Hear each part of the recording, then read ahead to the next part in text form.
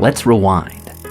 You've seen this, Pangaea, some 200 million years ago, but we're going way further back to 1.6 billion years ago, when big pieces of India, Antarctica, and Ukraine were neighbors.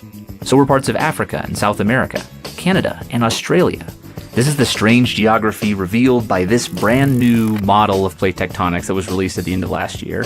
It spans 1.8 billion years, and of course here at Howtown, we ask, how do they know this? How did they come up with this model? How do they know where all these continents were a billion years plus in the past? So to find out, you and I are going to hitch a ride on two of these continents. I'm going to drop you off in Canada near some of the oldest rocks ever found, and I'm going to start on the other side of the world in Australia.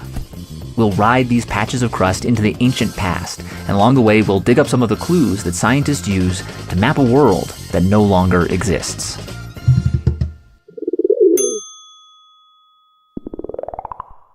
Our journey will span 4 billion years. Every pixel on this timeline is 3 million years, and this tiny fraction of this pixel contains all of human civilization. Okay, let's start rewinding. We'll give each region its own color so they're easier to follow, and we'll get rid of the ocean so we can have a better view. These are tectonic plates. They typically have some dense oceanic crust and lighter continental crust floating on top of the softer solid mantle. Just 65 years ago, most scientists didn't accept plate tectonics. People really didn't think this was happening. I would have thought this would have been back in like the 1700s that somebody came up with this. But this was in people's lifetimes that are still around. Yeah, totally. One of the first clues that this is happening is just looking at the continents. And this map was one of the first that showed semi-accurate outlines. Its creator, a Flemish cartographer who definitely could be played by James Cromwell, noticed that Africa and South America looked like they had been torn apart. Over the centuries, a few other people noticed the same thing, and other odd clues started piling up. Old shark teeth were unearthed high in the Alps. Identical plant fossils were found spread across different continents. Some people suggested that maybe land could rise and fall, connecting continents and creating new oceans. But in the 1910s, Alfred Wegener proposed a different theory.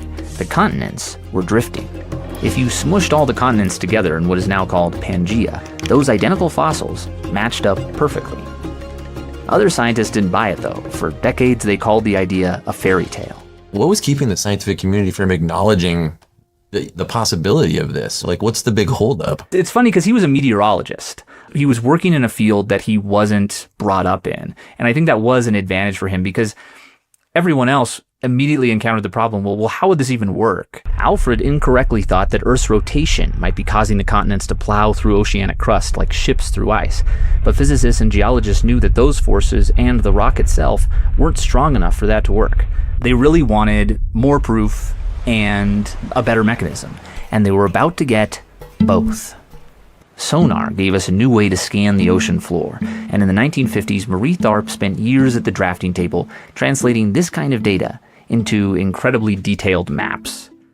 She would hand draw these. I mean, it's kind of incredible. Wow. It looks like the map in the back of Lord of the Rings. She noticed what looked like a long trench in the middle of the Atlantic. It stretched all the way up to Iceland, and you could actually see where it splits this valley. She pointed this out to her supervisor, and he was like, that's just girl talk. But eventually, he published the findings under his own name. Jacques Cousteau was also skeptical at first, so he dropped a camera into the middle of the Atlantic, revealing pillows of lava newly extruded from the center of the Earth. It's because you have, an eruption under the sea.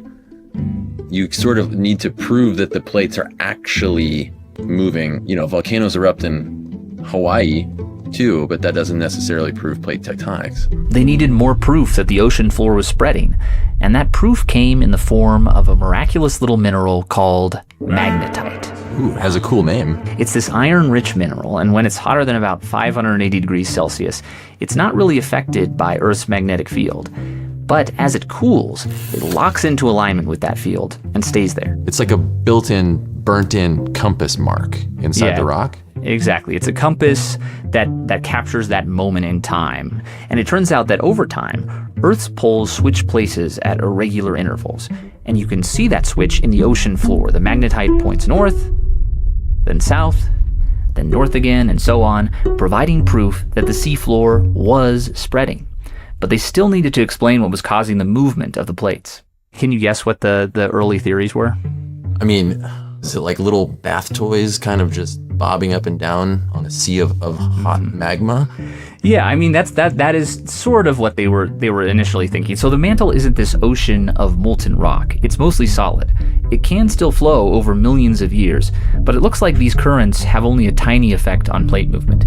Instead, they're pretty sure the main driver is what's going on at the other end of the plate. In subduction zones, the densest oceanic crust sinks into the mantle and pulls the rest of the plate with it. You actually are like tugging the conveyor belt of the continents behind you as you sink?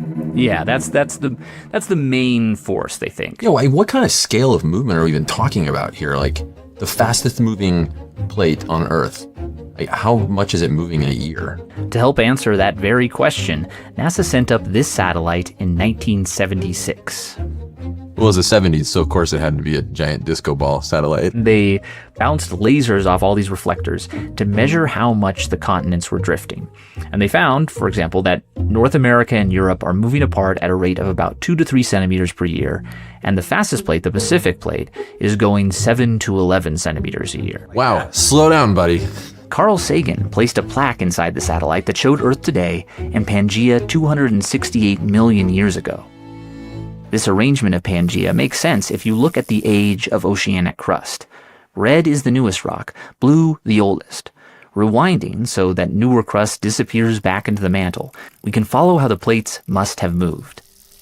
And Pangaea is where we find ourselves now. We've zoomed past a bunch of stuff. This is before mammals. There's not even dinosaurs yet. Oh, wow. We skipped a lot of cool chapters of the book here. Okay. Because there's so much more to go. I mean, we're going to go 4 billion years in the past. We're only like 300 million right now. Oxygen is thicker. We're surrounded by giant insects and the ancient relatives of amphibians and reptiles. It gets way harder to map the world before Pangaea. For one thing, hardly any oceanic crust survives from that time, so we can't rely on that. But luckily, there are other hidden clues. We'll get to that in a second, but first I want to thank today's sponsor, Storyblocks. Storyblocks. When I was making my last episode, I wanted to do a little scene where I represented all of the journal articles that I read by having them sort of rain down. So I was going to ask my wife to like drop them from a ladder or maybe like hide and throw them up in the air. I was wondering how you did this one. It just proved to be too complicated. So I just went on Storyblocks and found a piece of footage that worked and comped it into the scene. Huh. So yeah, they have unlimited downloads of different kinds of media. Yes, they have video, images, they have sound effects, illustrations, and music. So if you want to get started with unlimited media downloads at one set price, you can head over to storyblocks.com/howtown. You're on La Russia right now, which formed when your bit of Canada crunched into part of Europe about 400 million years ago. That series of collisions created a long line of mountains, and we can still see them today spread across continents. How do we know that those mountain ranges used to be the same mountain range if they're spread across the globe? This is a great question. For one thing, they all look like they're made from the same kind of rock, but they can also tell that they're the same age. Over on Joe's channel, we explain how scientists figure out when rocks formed. It's a technique called zircon dating. You can see the whole explanation and Joss and I forming a crystal lattice over on Be Smart. Zircon dating helped scientists figure out that these separate mountain ranges used to be one. Made of the same stuff, cooked at the same time, probably not a coincidence. Yeah. As we speed into the past, it's getting a little lonely because animals and plants are devolving back into the ocean. It's a barren wasteland. Okay, got it. And on top of that, oxygen levels are dropping. The model shows that a lot of the continents have drifted closer to the South Pole, and you're now near the equator. In Canada, they actually find hot water corals left over from this time. That's a picture of a fossilized coral reef? That's super cool. Meanwhile, in what is now Morocco, we find the remains of only cold water species. But there's actually a more precise way to tell that Africa was once near the South Pole, and once again, it's magnetite. When they find these little frozen compasses on continents, they seem to tilt in wildly different directions as you move back through older and older rock. But this makes sense if the continents are moving relative to magnetic north, and you can use this to reconstruct their positions so they're always pointing towards the same pole. Paleomagnetism is one of the most important tools in building a model like this. It should be said that it's not like the silver bullet. These dots are points in time when we have data from magnetite for different chunks of crust. And there are big gaps. As we move backward in time, uncertainty increases, and so does danger. We need to strap on oxygen tanks now because the microorganisms in the sea aren't pumping out enough oxygen for us to survive. And things are getting icy. Look at this photo from Norway. In the lower layer, you can see lines scratched into the rock by ancient glaciers. And then in the top layer, you can see the stones and sediment that those glaciers left behind. In many places, those glaciers seem to have scraped away eons of rock. Then the glaciers retreated, and new layers were added, creating this big age gap. You can see this in the Grand Canyon, where there's a jump of over 1 billion years. Some people think that during this time period, most of the globe was covered in ice, with a belt of water in the middle. We're now 780 million years in the past, and we've joined the supercontinent of Rodinia. It's got pieces of most of the continents, so the gang's all here, but they're all scrambled up. Quite jumbled. All right. I'm nodding because I'm taking your word for it, but inside this is like very hard to believe. I mean, it is hard to believe. It's hard to believe that things made a journey this far. I mean, the paleomagnetism is a big help in sort of proposing where things were, but then they find these other clues, like there are layers of rock in the Grand Canyon from this time period that perfectly match up with layers of rock in this outcropping in Tasmania, which suggests that they were both once part of a shallow inland sea that formed right here. It's still worth noting, though, that this configuration isn't certain. This is one recent model, but of course there are other scenarios that people have proposed. And it's also hard to say exactly what Rodinia was shaped like. These chunks of crust could have been warped in different ways, extending the coastline or leaving gaps that would have been filled by ocean basins. Over the next hundreds of millions of years, we'll float apart and then come back together again. We needed to do our own thing for a while, but we're coming together. Yeah. We're coming back together. This new supercontinent is called Nuna, or Hudson Land, or Columbia, depending on who you ask. And this is one of those moments where, again, you can see the rocks. There's part of Queensland that looks exactly like the rock up in this part of Canada. And so they think that it just formed, broke off, and drifted over and became part of Australia. So this piece of Canada is still in Australia today. A farewell gift. No matter where you go, part of me will be traveling with you. When we're going this far back, like, are there the same number of tectonic plates as there are today? Or do these things like hook up for a little while and you get new ones breaking off? Yeah, I mean, it's always changing. So yeah, there's not the same number of tectonic plates. You can see over time new cracks forming, others closing. What is maintained is the cratons. So these chunks of continental crust that are part of the plates that have persisted to this day. Canada is made up of a bunch of different ones that are all kind of mushed together. You can almost imagine like chunks of clay that are slowly being added to create what is now Canada. Australia is the same deal. Both Australia and Canada have some of the oldest cratons. Even though they're going to drift further into the past, it's probably not safe for us to stay on them any longer. So I think we got to hop off the crust, watch from a safe distance. Over the next couple billion years, these cratons are going to probably spend some time under the ocean, under other rock. So it wouldn't be a good place for us to stand. In the deep roots of some cratons, diamonds are forming. And so where these oldest bits of crust ended up is where most diamond mines are found today. Below us, cratons are melting back into the mantle, but a few remain, including the Kopval craton from South Africa and the Pilbara craton from Australia. And because of the kind of rock that they're made of, scientists think they might have formed in a similar place and been part of maybe another continent that they cleverly called Volbra. It's a celebrity couple, but it's cratons. They both have these weird little spherules. Do you have any guesses about where these might have come from? How far back in time are we now? This is 3.47 billion years ago. If I remember right, like life is starting to happen around this time. That's a good guess, but these are unrelated to life, as it turns out. Oh, darn. These actually come from a meteor strike. So a meteor hits, it liquefies the rock, and it splashes up in this little spray that cools into these little marbles. That's horrific. That's so violent. Like, for something to hit so hard that it melts the earth into glass droplets. And that violence is becoming more common. We're getting hit by quite a lot of meteors. And the best evidence for this bombardment doesn't come from Earth, it actually comes from the moon.